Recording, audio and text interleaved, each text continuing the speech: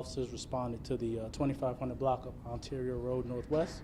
When they got there, they found 3 adult males suffering from gunshot wounds. Unfortunately, 2 individuals succumbed to their injuries on the scene, and 2 days later, another individual succumbed to their injuries. So we had a total of 3 victims, or 3 homicide victims in this case. I'm happy to announce that yesterday, due to the hard work of our major case detectives, they were able to work with the Capital Area Regional Fugitive Task Force, and they were able to locate 2 defendants in this case and place them under arrest, and they have been charged with all 3 murders, 2 counts. What do we know about these suspects? Who are they? We do know that there was an argument that occurred prior to it, and which led to the shooting. We are happily able to announce that both individuals are adult males. One is going to be a Jolanta Thompson, and another one's going to be a Renza Bryant. They both were from Northwest DC, and they were both charged accordingly. So it sounds like everybody knew each other then, or this was... No, I'm not going to say they were known. I'm going to say that there was an altercation that preceded the shooting. Unfortunately, we're not able to tell what the actual motive was due to the fact that we have not been able to really get that from the defendants in this case. And I know that area pretty close to some nightlife in Adams Morgan. Did it spill over from that? Were they out at all? No, however, fortunately for us, due to the great detective work, we were able to use how close it was to the nightlife area. We were able to get a lot of video footage. We were able to get a lot of witness cooperation. So without the actual cooperation of the citizens of this DC, we would not have been able to close this.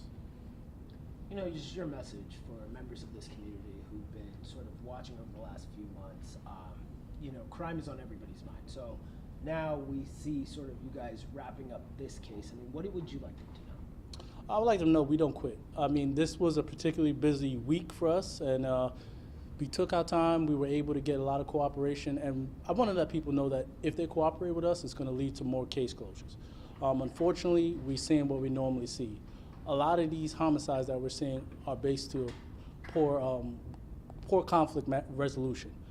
This is another case of that. We have an argument that we know that proceeds and goes to a homicide.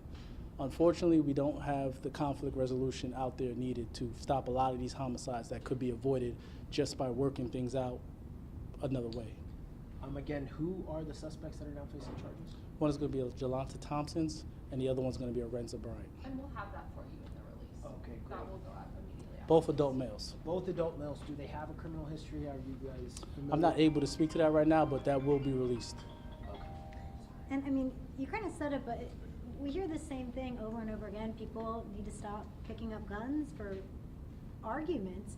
I mean, how do we get this message across to people? Because clearly they're not hearing it, but they're choosing to ignore that. Well, for us, we're going to keep enforcing our gun laws. I'm going to keep saying the same thing. Our chief is going to keep saying the same thing. And we're just going to need people from the community to kind of help us push that message through. Because honestly, it's not going to be accomplished by me talking about it, by you talking about it. We're all going to have to come together collectively and decide that we're not going to tolerate it anymore. And then, and again, what time was the murder? It occurred around 1 o'clock in the morning. 1 o'clock in the morning. Yep, the first 3 victims found from gunshots, 2 succumbed to the injuries on the scene, and 2 days later, another one succumbed to the injuries. And you said because it was near that nightlife area, you were able to pull a lot of video and all. Did the nightlife crime task force have any involvement? I don't know if this was a Saturday or Sunday. I don't want to speak to who was involved. That will Okay. come out later. But I will say that everybody from the government as well as society helped us as well as citizens. So there was a all hands on deck approach. But like I said, it was great detective work by the detectives of the Major Case Squad. Thank you very much. Appreciate it.